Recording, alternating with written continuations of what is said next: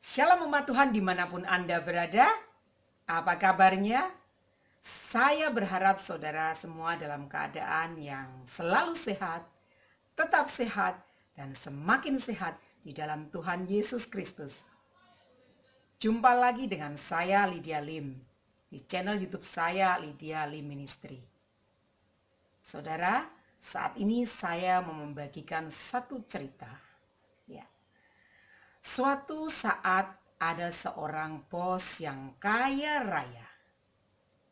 Dia akan pergi ke luar negeri, namun sebelum dia pergi, dia mengumpulkan ketiga asisten kepercayaannya itu dalam sebuah meeting, lalu dia mempercayakan aset-asetnya supaya dikelola oleh ketiga asisten ini. Kemudian bos ini pergi untuk beberapa waktu lamanya dan tibalah hari di mana dia harus kembali pulang. Lalu dia memanggil ketiga asistennya itu, dia mengumpulkannya dalam sebuah meeting kembali.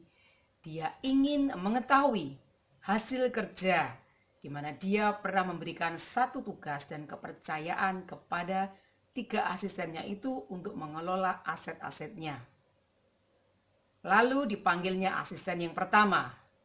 Asisten pertama ini adalah seorang yang jujur, yang ulet, tekun, dia rajin bekerja, semangat, sehingga dia bisa mengelola pekerjaannya dengan baik dan menghasilkan sesuatu yang menyenangkan hati bos itu.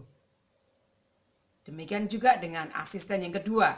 Tidak jauh beda dengan asisten yang pertama, dia adalah seorang yang rajin ya, sehingga dia pun mendapatkan hasil yang memuaskan bosnya. Sehingga bosnya itu memberikan satu reward, oh kamu adalah asistenku yang berprestasi, aku akan memberikan hadiah kepadamu.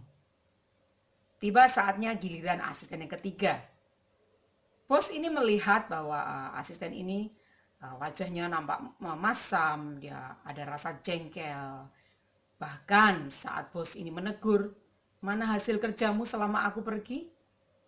Asisten ini justru marah-marah kepada bos ini dan mengatakan, bos, kamu ini orang yang curang. Kamu hanya bermaksud untuk memeras tenagaku, memeras hidupku supaya aku mendapatkan hasil yang hanya menguntungkan dirimu saja. Aku tidak mau melakukan itu. Lalu si bos ini pun marah dan asisten ini mendapat disiplin dalam pekerjaannya. Dia dipecat dari pekerjaannya dan dia mendapatkan sanksi. Saudara, dari kisah ini kita bisa belajar bagaimana jika kita menerima sebuah tanggung jawab, tugas, pekerjaan dalam kehidupan kita. Di saat bos itu pun pergi, tidak bersama dengan kita pun sebagai karyawan atau sebagai asisten dari bos itu harus tetap mengerjakan dengan sungguh-sungguh pekerjaan yang sudah dipercayakan kepada kita. Jangan hanya kita bekerja secara sungguh-sungguh, kita kelihatan rajin saat bos melihat kita. Tetapi ketika bos itu tidak bersama kita ogah-ogahan, kita malas-malasan, sehingga kita tidak menghasilkan prestasi. Ya, tidak boleh seperti ini. Demikian pula dengan hidup ini, saudaraku.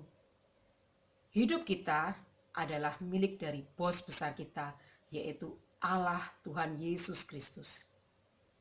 Tuhan Yesus sudah memberikan banyak kepercayaan dalam hidup kita.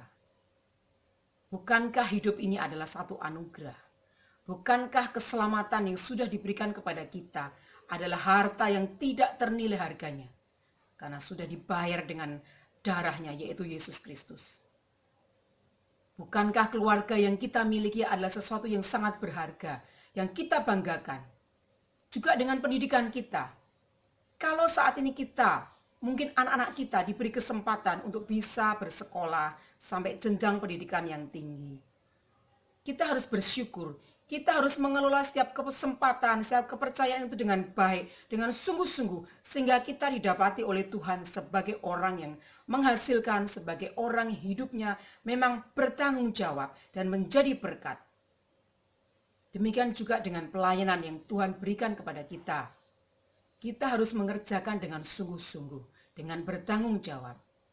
Karena kita tahu bahwa suatu saat sang bos besar itu akan mengevaluasi hidup kita, akan mengevaluasi pekerjaan kita, mengevaluasi keadaan keluarga kita, pelayanan kita, pendidikan kita, apapun itu dalam kehidupan kita, semuanya akan diminta pertanggungjawabannya. Mari saudara, kita harus bersungguh-sungguh. Kita tidak boleh main-main lagi dengan hidup ini. Kerjakan apa yang sudah Tuhan berikan kepada kita, supaya kita didapati menjadi seorang hamba yang setia, hamba yang bertanggung jawab mengerjakan kepercayaan itu. Sehingga kita didapati, dikatakan oleh Tuhan, kamu hamba yang setia. Kamu setia dalam perkara kecil dan aku akan memberikan kamu perkara yang besar. Dan masuklah dalam kebahagiaan Tuhanmu. Jadi saudara, apapun yang kita terima saat ini, jangan pernah kita main-main. Ya, kita harus bertanggung jawab. Ketika waktunya tiba, Tuhan akan datang kepada kita.